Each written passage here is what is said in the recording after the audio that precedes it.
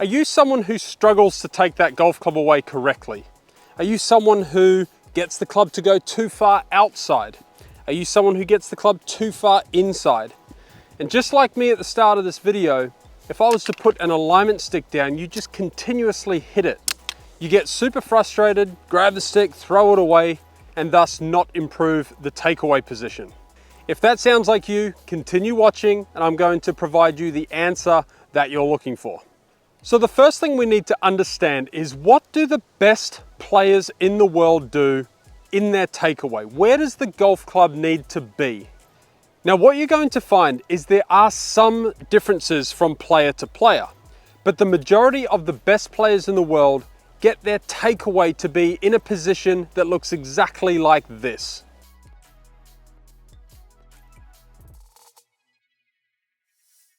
So hopefully you saw the similarities with all those great players. They had the golf club in line with the hands or just outside at what we call P2, or shaft parallel to the ground during the backswing. Now before I get into exactly how to get into that position, the first thing we need to understand is, what are the most common tendencies that players have, and what does that tendency create in their ball flight and in their strike pattern? So what I commonly see on the lesson tee every day is, I'll see players that have their golf club move away from their body. So their arms and their golf club disconnect from their body, and they would be considered above plane. So if I was to draw a line on my golf club at this moment in time, you'll see when I take the hands out and away, the golf club moves above or outside that plane line that I've drawn. Now the most common ball flight patterns that I see with players that do this is, we obviously get the golf club moving too far away from us, which creates a lack of depth. And what that's going to create is a more of a slice pattern in their golf swing.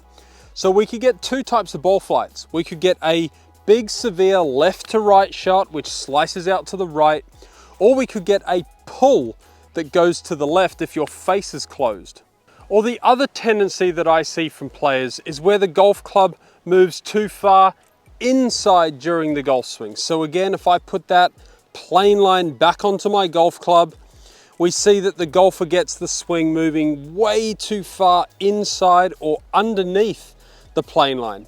Now the most common reason that I find golfers do this is they've been told to turn in the backswing, but they forget one thing. If we just turn, we actually don't get the golf club to set upwards in front of our hands.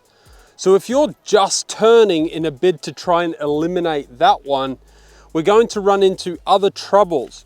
We're going to have too much depth, which can cause a variety of different ball flights, such as a hook pattern. We can see a block pattern.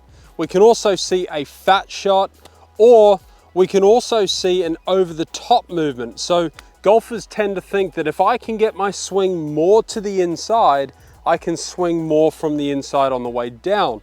The problem with that is they've got no room, and what they're going to do is they're going to hit it fat. You can see how far behind the golf ball I hit. So the golfer is going to compensate and get that swing moving over the top, leading to that original ball flight, which was slices and pulls.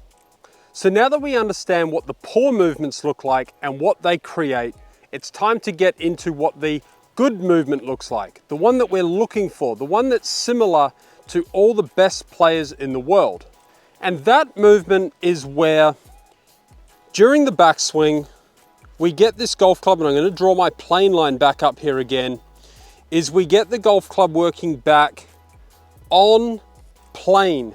And you can see that right there, that club is tracking perfectly up that plane line.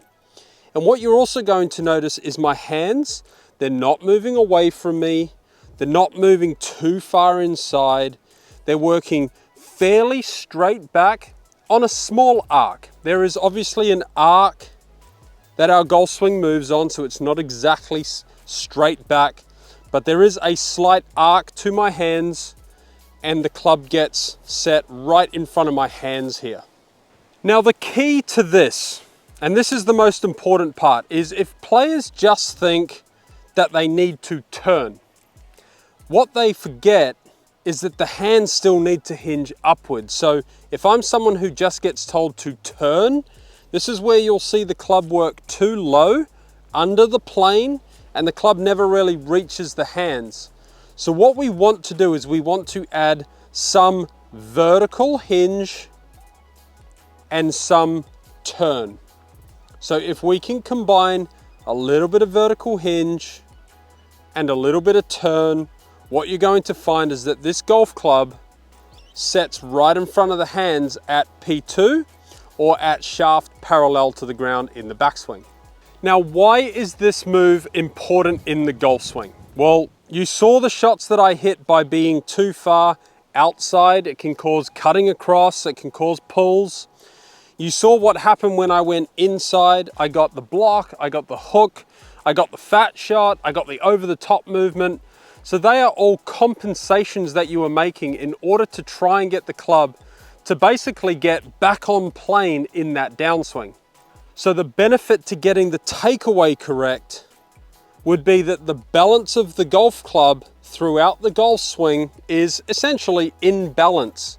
It's not out here over the right shoulder and laid off. It's not back here behind us or across the line. It's in a very nice, balanced position at the top, which will then allow me to sequence the golf swing much better, get the golf club to come down, basically back down just inside the hands at this moment in time, and will then allow me to strike the golf ball with a fairly neutral path and a fairly decent club face. So here's the drill that I want you to perform in order to master that takeaway position. I want you to take 2 alignment sticks and your golf club. Make sure you're using the golf club that you're actually going to hit this ball with so that we get the correct distance away from the ball. And what this drill is going to look like is this. I want you to grab your golf club and I want you to lay it down, basically directly down from the golf ball, making sure that that club is dead straight with the alignment stick that's on the ground that you're using to practice. So let's just double check that. So that looks pretty good. I want you to take your 2 alignment sticks and I want you to place one outside the ball line, which would be on this side of the golf club, and one inside the ball line, which is obviously this side of the golf club. And where do I put them? I put them 1/2 foot on the outside and 1/2 foot on the inside. So it looks like this. I take my foot and I basically go one right there and I put them at the same angle that my golf club is at address. I don't want it too upright, I don't want it too flat. Roughly the same angle as your golf club is at address. I'm going to re-measure that. So right about there is my next one. So like I said, 1/2 foot on the outside, 1/2 foot on the inside. And I'm going to make sure that those 2 sticks are very similar, pretty close together there. Pretty good. So now we've got a perfect little alleyway for my golf club to track up. Okay, and again, it's at a distance, whereas if I do this incorrectly, I'm either going to go outside or I'm going to hit the sticks. What I don't want you to do is get these sticks too far away, because essentially I can do whatever I want and I'm not going to hit the sticks. So I want to be close enough to them that if I make a poor movement, these sticks are going to show me, or trigger me into the fact that I've done a poor movement. So what I can see now, just also see how these sticks are the same angle as my club sits at address. Okay, and what I'm going to do from here is I'm just going to practice that movement. I'm going to practice getting that golf club to work up that plane. Now this is actually fairly difficult. It's not as easy as you think. And it's a little bit like you're walking on a bit of a tightrope, because there's not a lot of room for error. And I'm just practicing my movement. You can do this in the backyard or on the driving range. And I'm just working on that movement time and time again, and you'll see that I'm just hinging that golf club up ever so slightly to ensure that I don't get that one where I just turn and hit the stick. I want to make sure that this golf club is tracking up, and obviously not too up to a point where I hit the outside stick. Now, a little bit of safety is needed here. If you have some pool noodles, place them over the top of these sticks. Because if you try to swing and you actually try to hit a golf shot at full speed and you come down and you hit these sticks, you may be injured. These are obviously going to break, they're going to splinter off, and you could do some damage to yourself. So just watch that. So for the sake of this video, what I'm going to do is, now that I've practiced that movement, I'm actually going to remove these, because what I want to do is I want to live today. I don't want to get a alignment stick in the face. So what I'm going to do is I'm going to feel exactly what I was just working on there, which is funny because this is actually what I work on in my game. So I'm really trying to feel that movement, and then I'm going to go ahead and hit the golf shot with that exact same feel.